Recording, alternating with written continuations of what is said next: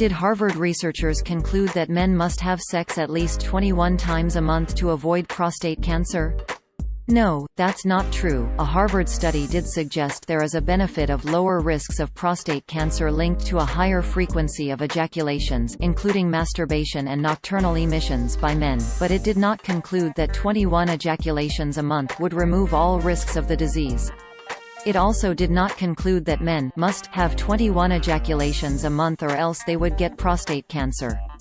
The claim appeared in an article published by WestAfricanReporters.com on October 2, 2020, titled "Men Must Have Sex at Least 21 Times a Month to Avoid Prostate Cancer," expert, which opened, quote, Ebenezer, a medical doctor and herbal practitioner at the Amazu Hospital, has instructed men to have sex at least 21 times a month to avoid prostate cancer. She pointed out the need to have steady and frequent sex to avoid prostate cancer. In a Twitter video that has since gone viral online, the doctor was seen advising men to have sex at least 21 times a month in order to check against prostate cancer. She said her advice is as a result of research findings conducted at Harvard University, which was published in a journal called the European Urology. End quote. Users on social media only saw this title, description and thumbnail, quote, https://www.westafricareporters.com/men-must-have-sex-at-least-21-times-a-month-to-avoid-prostate-cancer-expert/end quote. The article did not provide a link to the Harvard study that Dr. Ebenezer was referencing, but lead stories did find one titled Ejaculation Frequency and Risk of Prostate Cancer, updated results with an additional decade of follow-up published by the European Urology Journal in December 2016. Nowhere in the study does it conclude that if a man ejaculates 21 times a month he will not get prostate cancer, or if he does not ejaculate that many times he is in danger of getting it.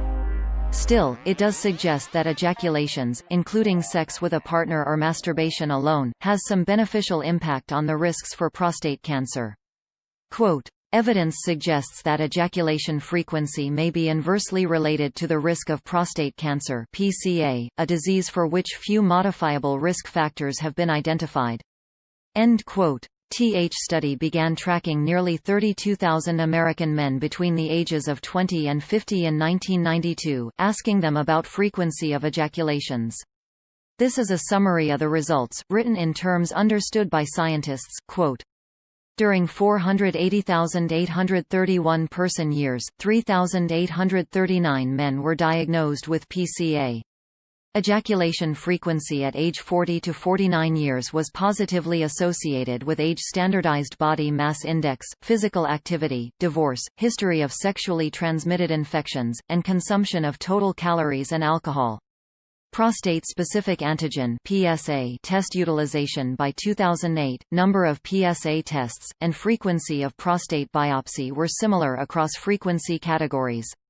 In multivariable analyses, the hazard ratio for PCA incidence for is greater than or equal to 21 compared to 4 to 7 ejaculations per month was 0.81, 95% confidence interval C 0.72 to 0.92, P and LT 0.0001 for trend for frequency at age 20 to 29 years and 0.78, 95% C 0.69 to 0.89, P and LT 0.0001 for trend for frequency at age 40 to 49 year.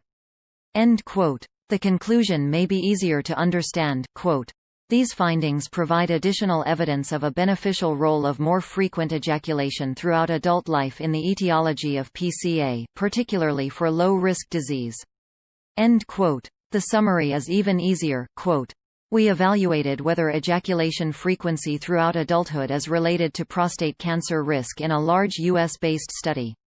We found that men reporting higher compared to lower ejaculatory frequency in adulthood were less likely to be subsequently diagnosed with prostate cancer. End quote. While the article may have been written to encourage readers to click and share, it does draw attention to one thing any man can do to reduce his risk of a deadly disease. However, it should not be used to convince a sex partner to engage in more frequent encounters, because masturbation appears to offer equal health benefits.